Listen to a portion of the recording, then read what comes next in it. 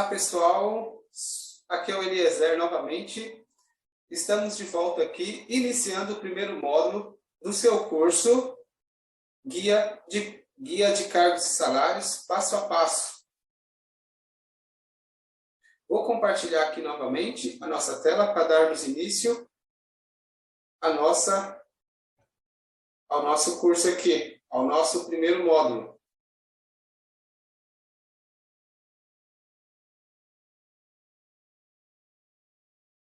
Olha só, pessoal. Como eu havia dito, nesse primeiro módulo, nós passaremos aqui por uma breve história sobre cargos e salários. O que é falar de uma breve história sobre cargos e salários? Para falar sobre cargos e salários, e para que vocês tenham um entendimento e uma clareza, eu vou voltar lá na época da Revolução Industrial. Por quê?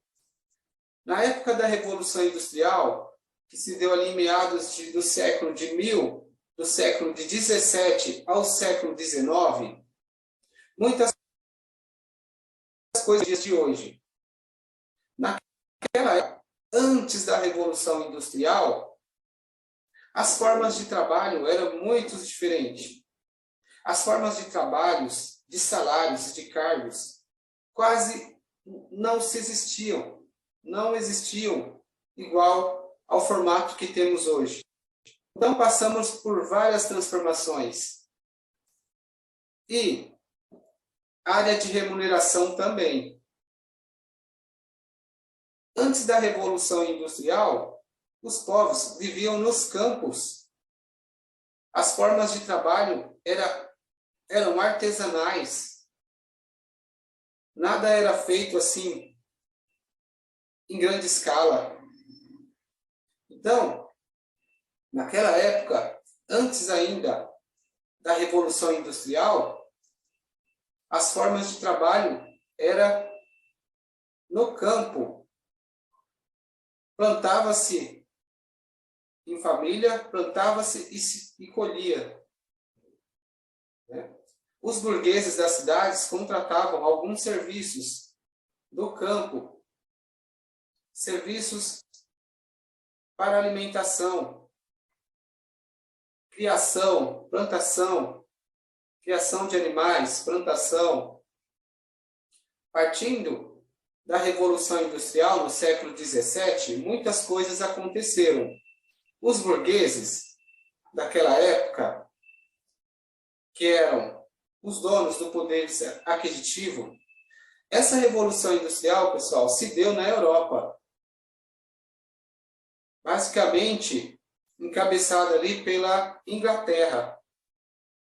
Então, naquela época, os camponeses sofreram uma grande transformação nas suas vidas, porque a maioria da população vivia nos campos, os chamados camponeses. Nas pequenas cidades, os burgueses,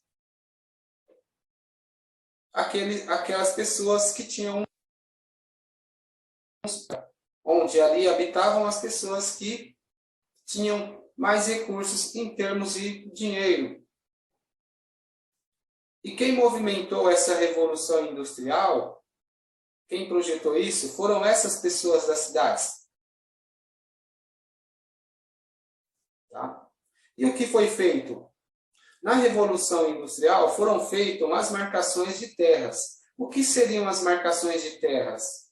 Aquelas áreas, propriedades onde viviam os burgueses, elas foram transformadas em centro de produção, movimentando o processo de Revolução Industrial. Muitos daqueles camponeses foram obrigados, perderam as suas terras, os seus grandes lotes de terras, de plantações e de criações para si, para a sua comunidade. Foram obrigados a trabalhar nas máquinas, no processo industrial, na época da Revolução Industrial, no século XVII.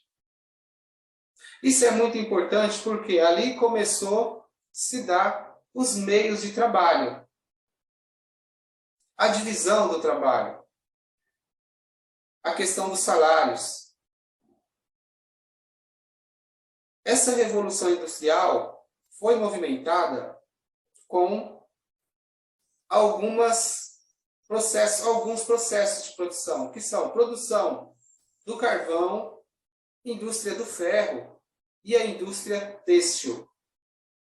Esses 3 itens foram um dos que movimentaram toda aquela indústria.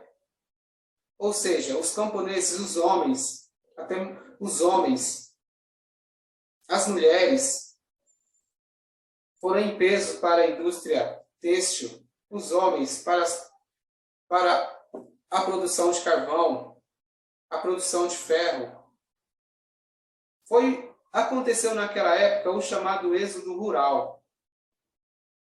Entendeu? O êxodo rural foi um processo muito grande naquela época, de muitos cidadãos saindo das suas terras, que basicamente, vamos dizer, foram invadidas, foram tomadas, foram chamados aí, foi uma lei que foi na época, a lei do cercamento. Tá? Então, ali se começou as formas de trabalhos. Lógico, formas de trabalhos que, por sinal, naquela época, por mais que fosse uma revolução industrial, criação de máquinas para que se produzisse em grandes escalas, mas a questão da segurança do trabalho, a questão da segurança das pessoas em relação aos trabalhos continuou muito precária. Eram trabalhos muito insalubres. Pessoas trabalhavam muitas horas. Essas eram as relações de trabalho na época. E ali surgiu também, não digo que surgiu, mas de lá para cá, muito da remuneração foi o acontecimento que aconteceu daquela época para cá. Então, a remuneração é um processo, vamos dizer, antigo também.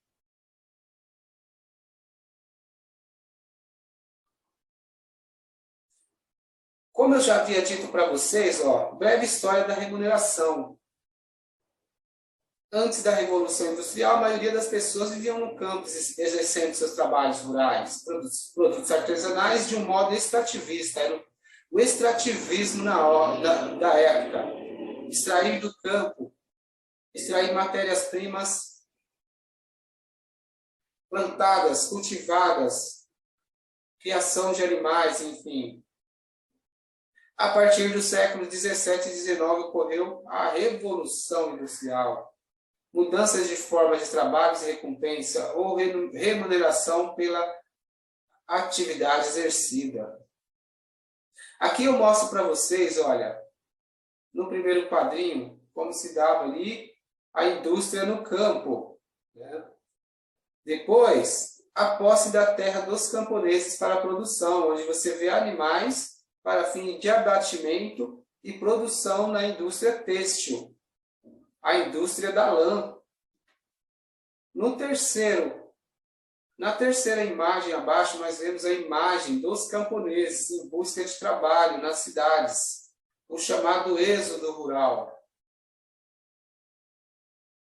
Já na quarta imagem, nós vemos a produção em massa nas indústrias têxteis, onde nós vemos as máquinas ocupadas pelas mulheres na época.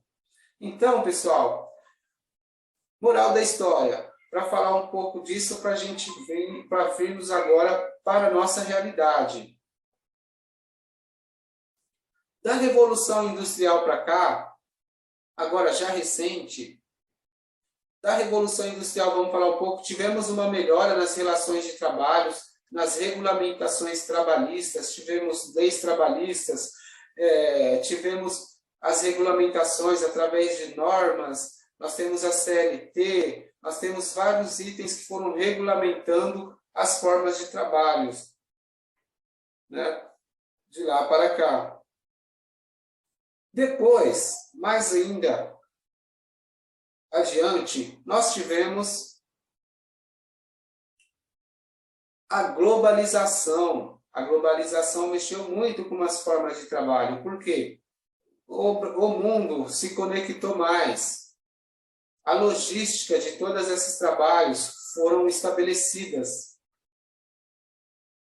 Depois, nós tivemos o boom da internet.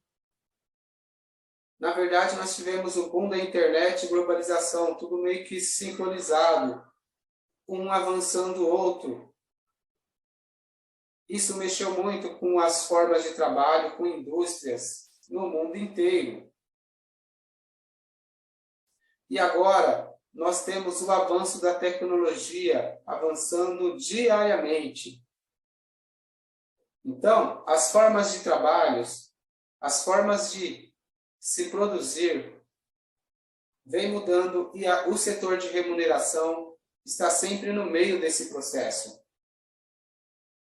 Se você pegar agora recentemente, nós tivemos um boom aqui no Brasil e no mundo dos trabalhos remotos, das formas de trabalho híbrida. A remuneração teve que trabalhar com isso, formas de pagamento. Tudo bem? Então, esse é o propósito de falar sobre remuneração. Remuneração é meio que atemporal. Você tem que vem passando por todos os processos de transformações e tem que se especializar para acompanhar, ficar por dentro de tudo isso.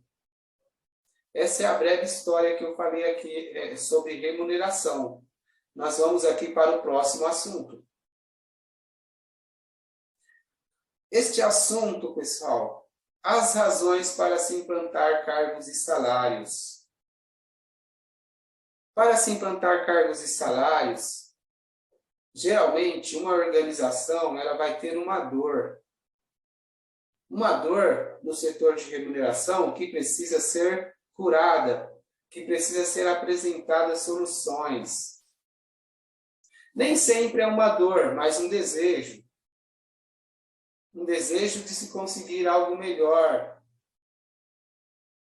Então, não só dores, mas desejos. Tá? Então, o que pode ser uma dor de uma organização para se implantar cargos e salários? Eu coloquei aqui, melhor definição dos cargos. Por quê? A dor deve ser uma indefinição dos cargos. O que é indefinição dos cargos? São cargos que estão fora de ordem em relação aos serviços e salários. Por exemplo, cargos que já não existem mais, que não têm utilidade dentro da organização. Ou cargos que precisam ser criados. Ou cargos que estão ali com funções diferentes, ou fazendo mais ou fazendo menos do que o necessário, gerando custos para a organização. Melhor definição dos cargos é uma dor, ou melhor, indefinição dos cargos é uma dor. Agora, se você tem seus cargos definidos e quer melhorar, avançar, isso é uma maior definição, isso já é um desejo. Equilíbrio interno e externo. É fazer um equilíbrio interno do seu plano de cargos e salários, uma coisa interna. E externo, o que é isso? Externo é você buscar, através de pesquisa salarial, o que o mercado está praticando. Essa é uma forma de você equilibrar externamente a sua política de cargos e salários. Equilíbrio interno, através das definições, você já dá um equilíbrio, né? Através do primeiro item, você já equilibra internamente. Equilibrar internamente é você verificar o que está de errado com a sua estrutura de cargos e salários. Se está defasado ao longo do tempo, né? Devido a mudanças até das tecnologias, até de extinções de certos serviços e implantações de outros. Remuneração variável, se você está desatualizado com a sua estrutura em relação a benefícios, com remuneração variável. Então, é um equilíbrio com o mercado, equilíbrio interno e externo. Detectar as tarefas mais complexas. Quando você implanta cargos e salários, você detecta as tarefas mais complexas e recompensa por essas tarefas, à medida da complexidade dela. Você paga, você remunera à medida que você extrai essa complexidade e paga corretamente, conforme o nível de complexidade. Detectar o nível de maturidade dos profissionais. O que é isso? É você detectar a maturidade dos profissionais em relação ao nível de entrega, ao nível de conhecimento, ao nível de tempo de empresa, o quanto esse profissional está maduro para receber uma demanda de trabalho, o quanto esse profissional está maduro para chegar aí para o próximo passo, que é hierarquizar. Olha só. Falando aqui num contexto rápido, eu não consegui pronunciar a palavra, mas hierarquizar o cargo. Isso você hierarquiza o cargo depois que você detecta o nível de maturidade dele. Isso se faz muito necessário. Isso proporciona o quê? A visão de carreira para o colaborador. Visão de carreira para uma organização, às vezes, é um dos principais formas de reter o talento. Por quê? Se esse colaborador, esse funcionário está exercendo suas atividades e não tem um horizonte de visão de carreira, ao longo do tempo, ele vai evadir dessa empresa. Por mais que ele seja bom, ele vai sair. Você vai perdê-lo para o concorrente.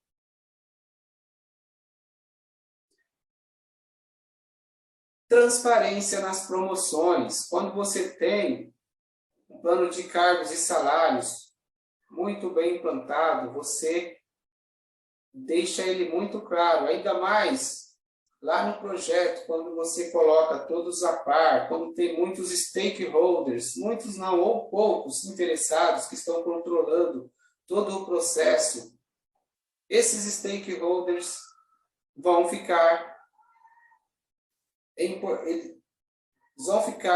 a par dessas transparências, eles vão querer transparência nesse processo.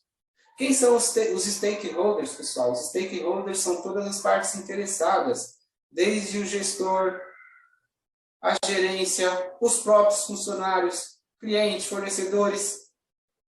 Talvez eu estou falando demais, esses não vão participar do projeto em si, mas são partes interessadas. Quem mais? Representantes de classe, que seria sindicatos,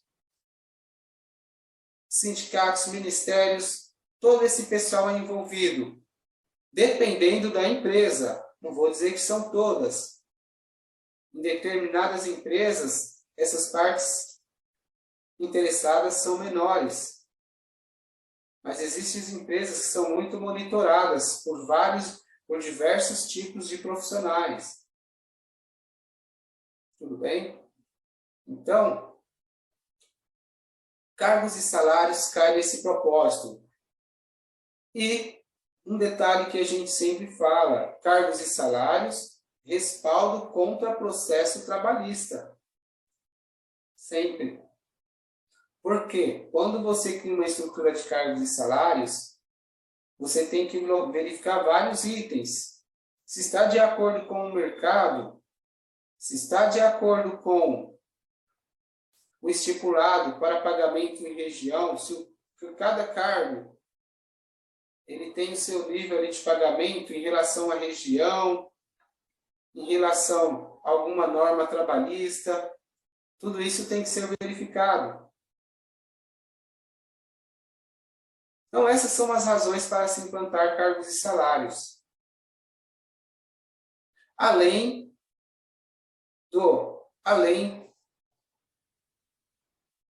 de outro propósito, que é cargos e salários estratégicos, que muitas empresas que estão aí competindo no mercado de trabalho estão procurando fazer.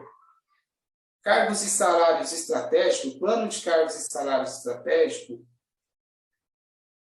é uma forma de você reter o talento, é uma forma de você mostrar para o mercado, acompanhar o mercado, né, retendo, trazendo colaboradores gabaritados, exigindo trabalhos de qualidade, buscando os melhores profissionais. Então, plano de cargos e salários estratégico tem esse propósito. É uma das razões para se implantar.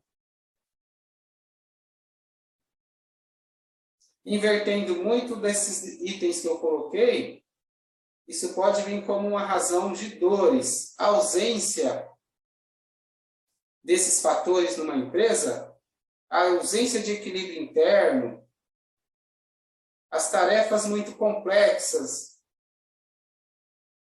cargos sem hierarquias,